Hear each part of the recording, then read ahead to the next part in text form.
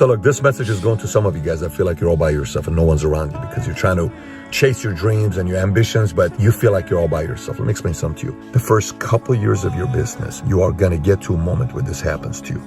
You can't call your wife. You can't call your husband, boyfriend, girlfriend. You know why? Because you told them you have big dreams and ambitions and they believed you and they said, go for it. You can't call your friends because you told your friends you got big plans. You cannot call your peers. You cannot call anybody, not your parents, because you told your parents, I don't want to go to college and become a lawyer. I don't want to pursue and become that engineer.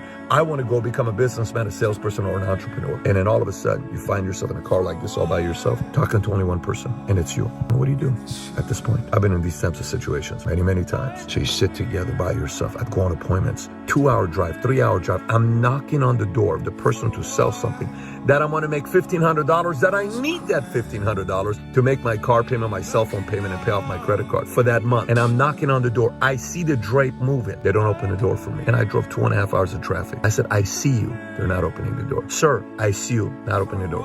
I'm calling. They're not picking up. They're pressing again. I call again. They're pressing again. What do you do in that moment? What do you do in that moment? You know what I'm talking about. What do you do in that moment? What do you do when you go on all these sales calls or you do all these other things? You prepared a proposal. You put so much time into it. You're like, oh my gosh, this is going to make me $5,000. This is going to make me $2,500 or $10,000. And it doesn't go your way. Then after that appointment or the meeting or all day of making calls, sending emails, anything you do all day, there's going to come a time you get in your car and you're by yourself. What are you telling yourself when you're in a car by yourself? Here's what it sounds like. Is this even going to work for me? Is this even worth it? Why am I doing this? Why am I putting my body through this? What is this all about? Why not just go get a regular job and just have a peaceful life? I mean, what is really a big deal about having all the money anyways? Most people who have money are miserable anyways. Who cares about making millions?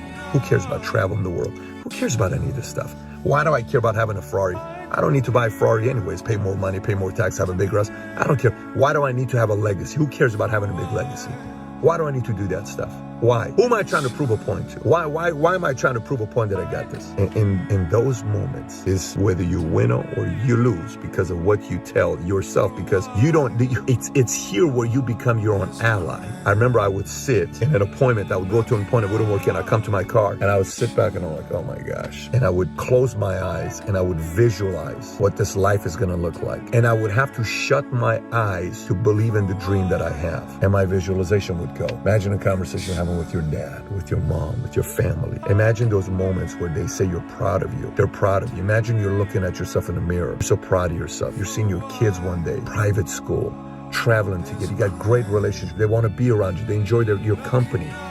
Then later on, grandkids. And you've done such a good job and the legacy. They're so proud of their last names. You've made the money where you can go on the family times together. If something happens to them, you got the resources. I would go and I would be in this dream of mine. And every single time I got to that point, rather than dwelling and asking those questions, I would go and dream. Every time I did that, you know what it was like? It was like going to Chevron gas station, like going to Shell, like going to Arco. Even Arco doesn't take credit cards. It's like going to those places and you would dream and you're refueled. And then you go back up again. But the challenge is most people, when they hit these moments, they don't go to the gas station. Unfortunately, when they get to these moments, they get too logical. And when they get too logical, guess what ends up happening? They make logical decisions.